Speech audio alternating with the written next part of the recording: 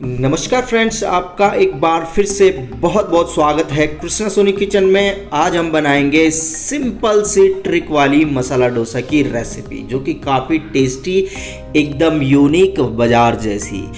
काफ़ी सिंपल है इसको बनाना। चलिए शुरू करते हैं। सबसे पहले एक बॉल ले लेते हैं और बॉल में यहाँ पे हम 1 कप चावल आप कौन सी भी वैरायटी का लीजिए और 1 कप उड़द की दाल, ठीक है।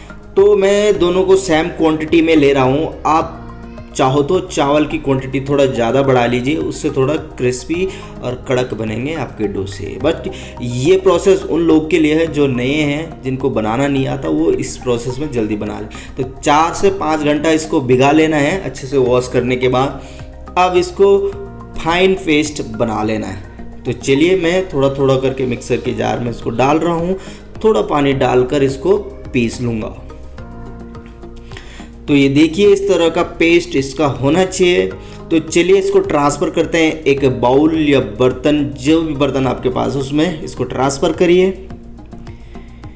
तो सारे के सारे पेस्ट को इसी तरह तैयार कर लेंगे हम। अब इसमें डालेंगे थोड़ा सा नमक और इसको अपनी उंगलियों की सहायता से 2 से 3 मिनट फेंटिए अच्छे से। और अब इसको क्या करना है, एक साइड में रख देना है।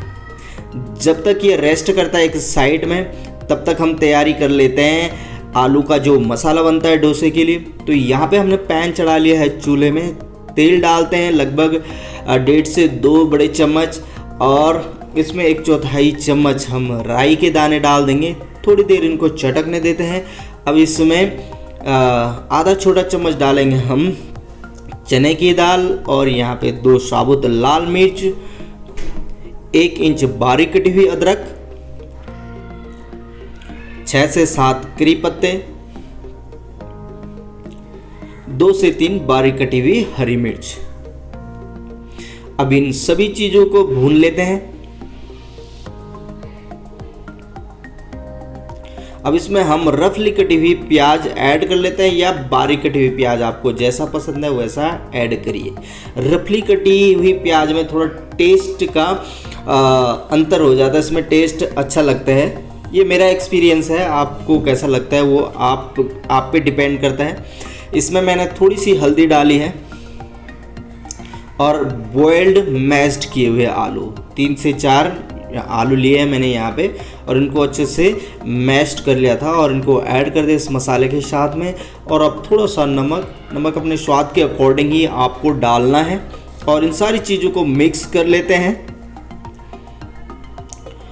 और इसको अच्छे से मिक्स करेंगे। अगर आपको लग रहा है कि ये नीचे लग रहा है पैन में, तो थोड़ा सा पानी इसमें ऐड करिएगा और फिर इसको अच्छे से चलाइएगा। तो ये बहुत अच्छा पेस्ट बन जाएगा। यहाँ पे थोड़ा हल्दी कम लग रही है तो हम इसमें थोड़ी सी हल्दी और ऐड करेंगे। इसको भूनकर मसाला तैयार कर लेंगे। तो चलिए मसाले को हमने एक साइड में रख दिया है। यहाँ पे हमने नॉन स्टिक पैन लिया है जो कि अच्छे से गर्म हो चुका है। उसमें हम थोड़ा सा पानी छिड़केंगे और रुमाल या टिश्यू से इसको साफ कर लेंगे, ठीक है।